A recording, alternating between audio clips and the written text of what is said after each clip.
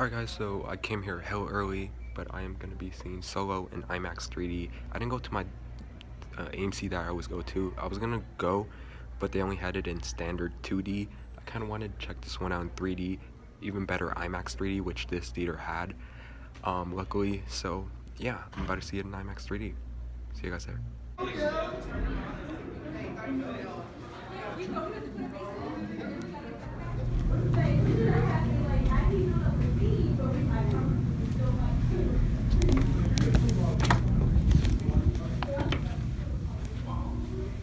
Damn, nice. They got some posters.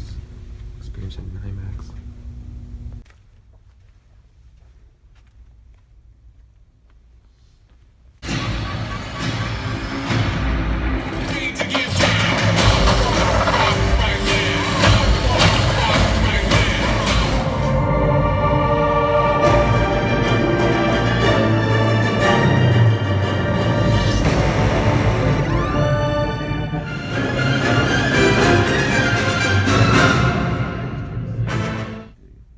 You start doing what you're doing. Push it!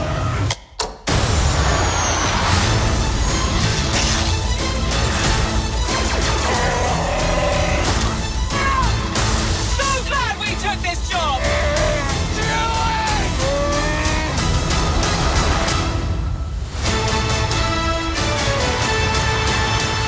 Alright guys, so I did go see Solo, A Star Wars Story, of course. I did go see it in IMAX 3D. And I actually got this really nice poster over at the theater. It's an IMAX poster, of course, experience in IMAX, it says on top. Really nice poster. I love the colors. I love how all the characters are in it.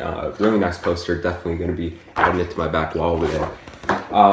And I did go to a different theater. I was going to go to my AMC. But they only had it in standard IMAX 2D, and I kind of wanted to watch this in IMAX 3D. And not only that, but the theater I went to has a real IMAX screen. So for $1 more, basically, I mean, the difference between the IMAX theater at in my AMC and the IMAX theater and the one that I went to, I mean, not only does it have recliners, and not only was it also IMAX 3D, but it was a real IMAX screen, so it was an even better experience. But yeah, I'll talk about the IMAX more later after I'm done discussing about the movie with you guys, so let's move on to the review. So in Solo, A Star Wars Story, it's basically a origin story of young Han Solo, who actually ends up joining a group of troubled galactic smugglers and is put on a very dangerous mission. And not only that, but of course it does have backstory to when Han and Chewbacca met. So again, that's a really nice plus for this movie. So for me, it wasn't all sunshine and roses for a young Han Solo movie. I just hated the idea of this. I thought it was a cash grab, and I would shit talk about it all the time. I would just hate on this movie. I just had no idea why this movie was being made until the very first trailer dropped during the Super Bowl, and man, I really liked that trailer a lot. And from there, I was like, yeah, I'm not gonna say shit about this movie. I'm just gonna wait till the actual movie comes out to actually form my real opinion on this movie. And man, look, I'm not saying that this movie is as great or as epic as The Force Awakens or The Last Jedi were, but it is sure a better prequel than Rogue One, because I know I gave Rogue One like an A- when I first saw it, but the more I think about it, the more it dips down in quality. But this movie, oh my god, it was just so much fun. Now, I'm not saying that I absolutely love this movie, and I'm not saying that it's a flawless movie either, because it really does have its few problems. But of course, we are going to start off with the positives and the things that I really did like about this movie. Alden Ehrenreich as Han Solo, he was fantastic in this role. He really captures the spirit, the charm, and the charisma that Harrison Ford brought to the table when he was Han Solo. I also absolutely loved Donald Glover as Lando, and you know, I just cannot imagine anyone else but Donald Glover playing Lando. And I'm just saying this, they're thinking about making a spin-off movie with Donald Glover as Lando, and I know I would have thought that it's a pointless idea, but especially after seeing this movie, and even when it was announced a week ago that they were planning on doing a movie about Lando, I was all in for it because, I mean, even now seeing the movie, I'm even more down for it because I just loved him and I wanted more of him in this movie. Although he did have the right amount of screen time, I would really like to see his own movie. I didn't really expect much from Woody Harrelson in this movie, but he was surprisingly pretty good in this movie, even though he was a predictable character, but yet he still had a pretty interesting character to deal with. Now, I did like Emilia Clarke in this movie, and she was good, but I just wanted more from her. I just wanted more from her character, and the writing for her character was a bit predictable as well, where I kind of knew what was gonna happen. And Paul Bettany is another actor who I was sort of disappointed with because I really also kind of expected more from him, and he wasn't really used as much in the movie as he could have been used. Now, for those of you guys who called this movie boring, did we end up watching the same movie? I was never once bored with this movie since it has a lot of energy circulating around the story and the actual movie itself. It was just a highly fun and an entertaining movie.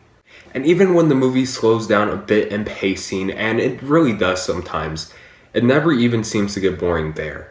Also, the movie sticks to its storyline and it never really seems to get distracted away from the story that it's actually telling. And also, I can't believe I forgot to talk about this, but Chewie in this movie, he's very entertaining in this movie. Just also the way that Han and Chewbacca met for the first time isn't really how you would imagine that they would have met, but yet the way they did meet was so creative and so unique. I actually really liked it. And lastly, the thing that I really liked about this movie as well were the really entertaining action scenes.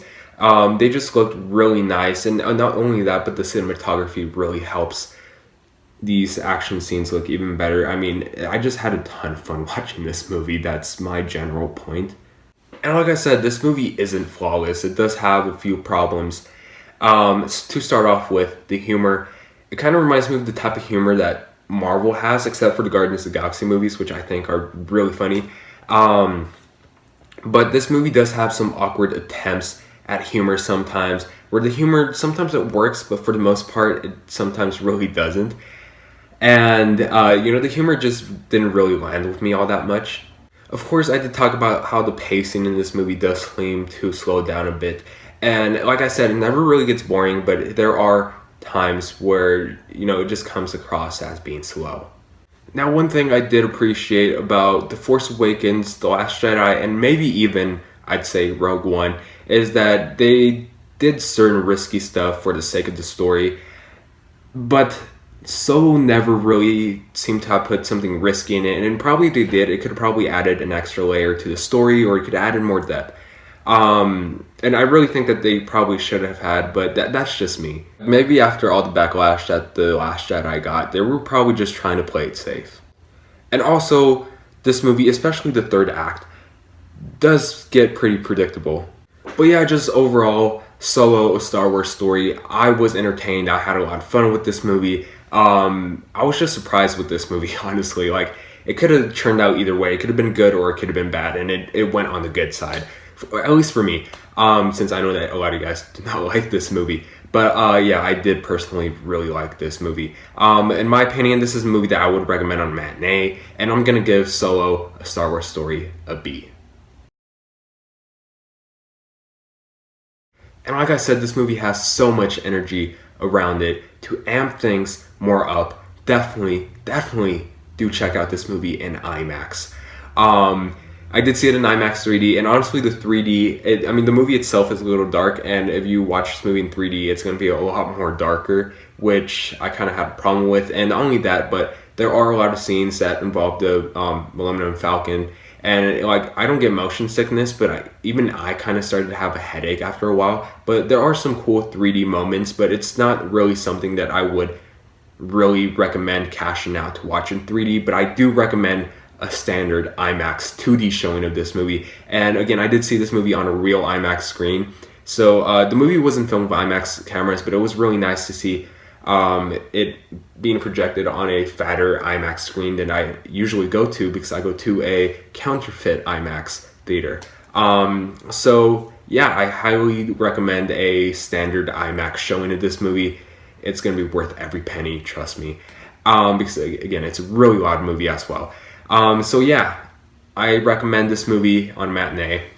If you guys seen this movie, tell me what you guys thought about it in the comment section down below, because I know a lot of you guys hated this movie and I know a lot of you guys really liked this movie, so I'm interested to hear what you guys thought about it. As always, thanks so much for watching. Please like and subscribe, and I'll see you guys later. Bye.